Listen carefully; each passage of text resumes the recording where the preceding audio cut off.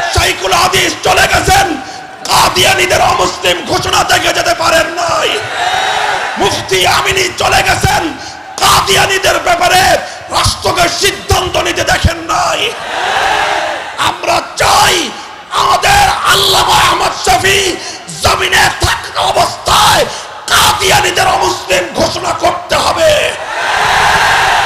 যদি সেজন্য প্রয়োজন হয় সাগর পরিমাণ রক্ত দিতে আমরা প্রস্তুত, জীবন দিতে প্রস্তুত। লাখো তাওহীদি জনতা প্রয়োজনে আবার শাপলা চত্বরে যাবে, আবার শাপলা চত্বরে যাবে। স্বাধীনতার অতঙ্গ প্রহরীরা আবার তৈরি হও, আবার তৈরি হও। কাদিয়ানীদের অমুসলিম ঘোষণার দাবি আদায়ের জন্য, খতমে নবুয়তের সিংহাসনকে রক্ষা করবার জন্য, শাহাদাতের রক্ত দেওয়ার জন্য জিহাদের বায়াত দিতে কারা প্রস্তুত? আখেরি পয়গাম হলো আল্লামা আহমদ শফী, তিনি বর্তমান প্রধানমন্ত্রীর বিভিন্ন আচরণে, বিভিন্ন পদক্ষেপে তার প্রতি সন্তুষ্ট। আর এই সন্তোষের প্রেক্ষিতেই তিনি বুকে আশা নিয়ে বসে আছেন। গোটা বাংলাদেশের তাওহীদি জনতাকে তিনি প্রথমে জাগিয়ে তুলবেন। 7 বিভাগে 7 মহাসমাবেশ করবেন, ব্রাহ্মণবাড়িয়ায় মহাসমাবেশ করবেন। 8 মহাসমাবেশের পর ঢাকার বুকে চূড়ান্ত এক মহাসমাবেশ হবে। সেই মহাসমাবেশে টেকনাফ থেকে তেতুলিয়া পর্যন্ত তাওহীদি জনতার, নবী প্রেমিক জনতার বাদ ভাঙ্গা জোয়ার আসবে, গণজোয়ার তৈরি হবে, স্রোতের ঢল নামবে মানুষের।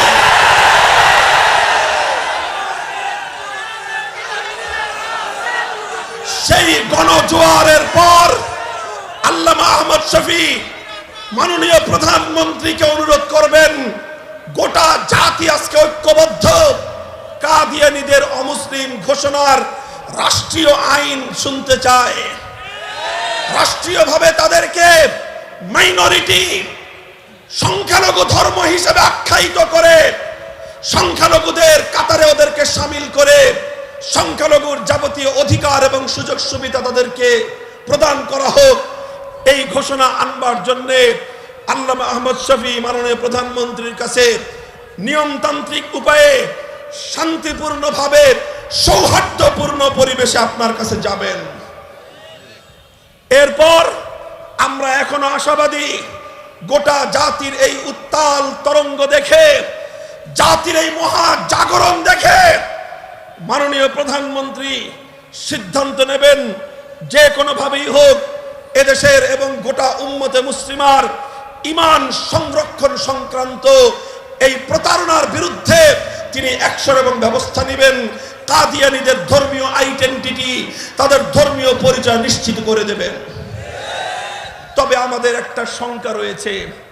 আশঙ্কা হলো এই কাদিয়ানীদেরকে যারা সৃষ্টি করেছিল, তৈরি করেছিল, সেই ব্রিটিশ এবং সেই ব্রিটিশের উত্তরাধিকারীরা, তারা চেয়েছিল ইসলাম ধর্মের মধ্যে আরেকটা ভণ্ড নবীর আবির্ভাব ঘটিয়ে মুসলিম সমাজকে দ্বিধা বিভক্ত করে রাখতে, মুসলিম সমাজকে দুর্বল করে রাখতে, আর ইসলামের মধ্যে ধোঁকার প্রতারণার প্রচলন ঘটিয়ে মুসলমানদেরকে ধর্মের দিক থেকে কাবু আর পঙ্গু করে দেওয়ার ষড়যন্ত্র করেছিল। আজও তারাই কাদিয়ানীদেরকে আশ্রয় আর প্রশ্রয় দেয়।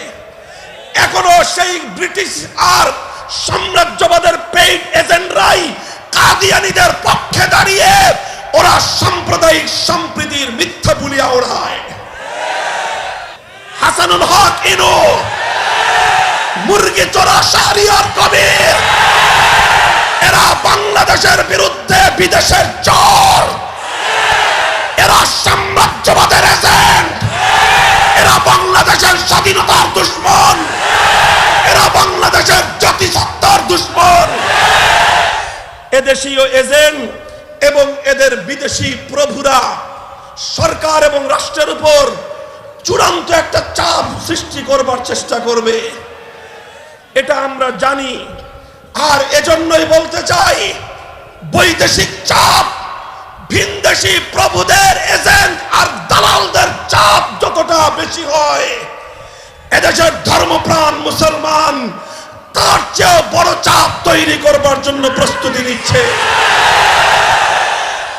যদি আল্লামা আহমদ শফির সৌহার্দ্যপূর্ণ আবেদনে এবারের গোলাম আহমদ কাদিয়ানীদের অনুসারীদের কাদিয়ানী ধর্মাবলম্বী হিসেবে অমুসলিম ঘোষণার কোন একটা বিহিত না হয়, সেক্ষেত্রে আল্লামা আহমদ শফি ধৈর্য ধরলেও আল্লামা আহমদ শফি চূড়ান্ত পর্যায়ে গিয়ে তিনি ধৈর্যের পরীক্ষা দিলেও আল্লাহর পয়গম্বরের কলিজার টুকরা উম্মত লাখো উম্মতে মুহাম্মাদিয়া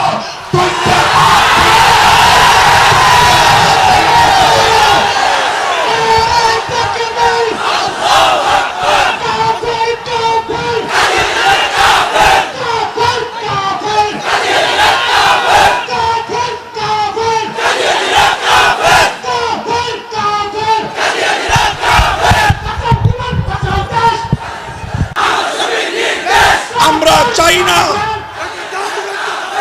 আমরা বারবার ধৈর্যের পরীক্ষা দিতে চাই না। আমরা ধৈর্যের শেষ সীমা পর্যন্ত বহুবার পরীক্ষা দিয়েছি। খতিব ওবায়দুল হক চলে গেছেন, কাদিয়ানীদের অমুসলিম ঘোষণা শুনে যেতে পারেন নাই। শাইখুল হাদিস চলে গেছেন, কাদিয়ানীদের অমুসলিম ঘোষণা থেকে যেতে পারেন নাই।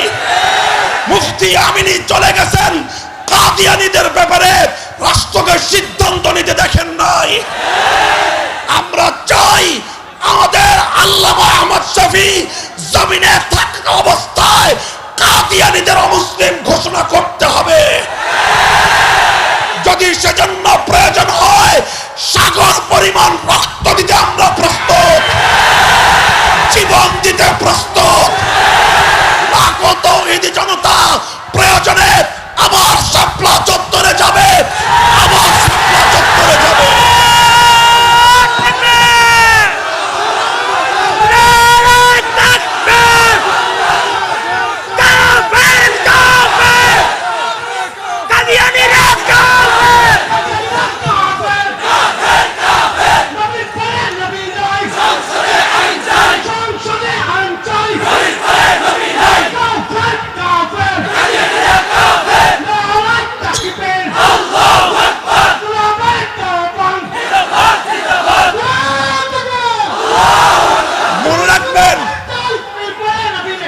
মনে রাখবেন 1947 সালে ইসলামকে ভিত্তি করে জাতি গঠন করেছিলাম আমরা।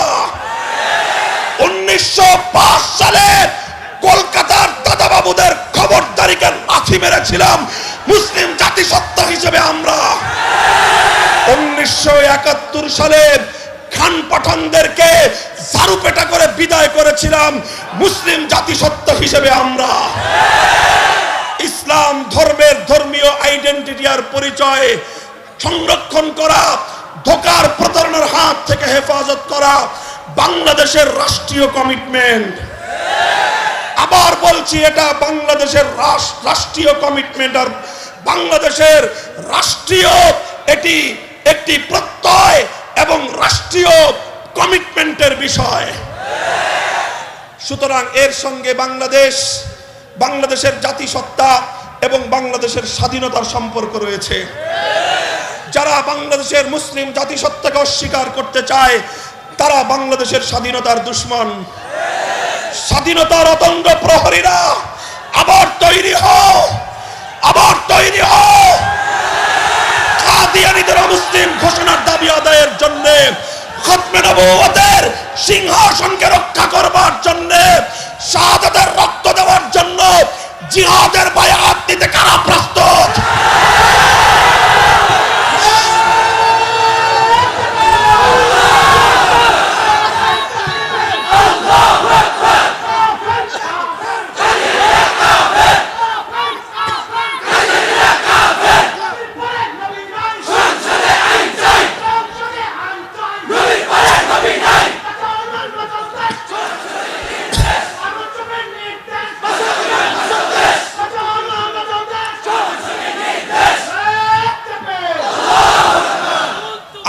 দেশকে ভালোবাসি, দেশের সাম্প্রদায়িক সম্প্রীতি রক্ষা করবার দায়িত্ব গ্রহণ করি। কথা বলেন। হিন্দুদের সঙ্গে আমাদের সম্প্রীতির সম্পর্ক অব্যাহত থাকবে, বৌদ্ধদের সঙ্গে সম্প্রীতির সম্পর্ক অব্যাহত থাকবে, খ্রিস্টানদের সঙ্গে সম্প্রীতির সম্পর্ক অব্যাহত থাকবে। কাদিয়ানীদেরকে যদি অমুসলিম ঘোষণা করা হয়, ওদের সঙ্গেও আমাদের সম্প্রীতির সম্পর্ক অব্যাহত থাকবে। আর যদি ওরা ধোঁকাবাজি প্রতারণা করতেই থাকে, যদি রাষ্ট্র সরকার ধোঁকাবাজ প্রতারকদেরকে আইনের কাঠগড়ায় দাঁড় করাতে ব্যর্থ হয়, যদি তাদেরকে আদালতের কাঠগড়ায় দাঁড় করিয়ে ধোঁকাবাজি আর প্রতারণার রাস্তা বন্ধ করতে ব্যর্থ হয়, জনগণ তখন আইন হাতে তুলে নিতে বাধ্য হয়। কাজেই আল্লামা আহমদ শফীর ঘোষণার পর রাষ্ট্র আর সরকার যদি কাদিয়ানীদেরকে অমুসলিম ঘোষণা করে তাদের উপাসনালয়গুলো, তাদের আড্ডাখানাগুলো সংরক্ষণের ব্যবস্থা গ্রহণ না করে, উপাসনালয়গুলোতে যদি মুসলিমের মসজিদের কোন শিরোনাম সাইনবোর্ড থাকে, ধর্মপ্রাণ মুসলমান কাদিয়ানীদের প্রতিটি আড্ডাখানা মসজিদ হিসেবে দখল করবে, মসজিদ হিসেবে দখল করবে। এই প্রস্তুত থাকবেন তো? রক্তের প্রয়োজন হলে শাহাদাতের রক্ত দিবেন তো? আল্লামা জুনায়েদ বাবুনগরী যদি রাজপথে নেমে আসেন, তার হাতকে শক্তিশালী করবার জন্য তার পিছনে নামবেন তো? যদি ওলামায়ে উম্মত আবার শাপলা চত্বরে ডাক দেয়, বুকে